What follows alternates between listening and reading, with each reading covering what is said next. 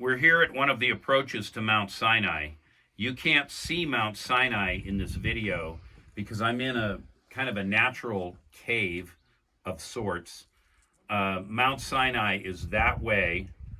And in the book of Exodus, it says that the people were to be held back from the mountain. No person, no animal was to approach the mountain to touch it. But if they did, they had to be shot with arrows or stoned with stones. Inside of this cave are some pictograms of that exact requirement from the book of Exodus. It's probable that this was made by the original archers or perhaps the Israelite community to commemorate the fact that this was likely one of the firing stations for the archers who protected the mountain.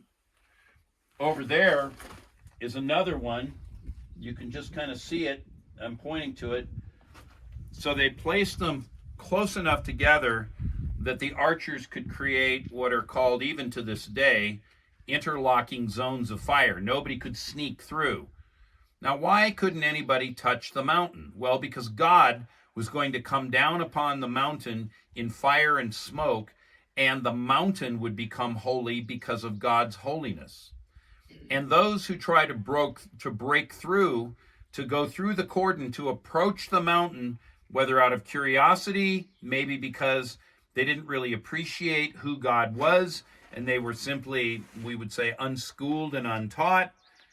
Maybe they were looking for some sort of a relic or souvenir. There could be many reasons people might do this, and I'm certainly not naming them all.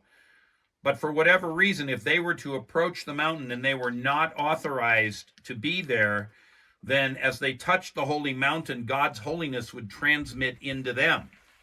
And if they were subsequently executed, shall we say, in a more conventional manner, where the executioners were in contact with those people, the holiness would transmit yet again.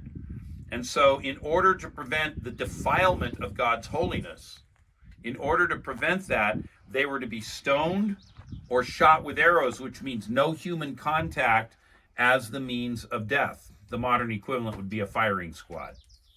So when we look at this, what we are reminded of is that way back in those times, what we see in the first book of Peter, where Peter says, "Be holy because I am holy." And there is a call on Christians of all ages to live a holy life, reflecting but also radiating the holiness of God. We could say the luminosity of God, coming out, the effulgence of God. And so if that were diluted, if that were defiled and polluted, then the very purpose of God in calling to himself a people who are a nation of kings and priests would have been broken. And so God is jealous for his own holiness, not only on this mountain, not only 3,500 years ago. God is jealous for his holiness in his people today. Be holy because the Lord is holy.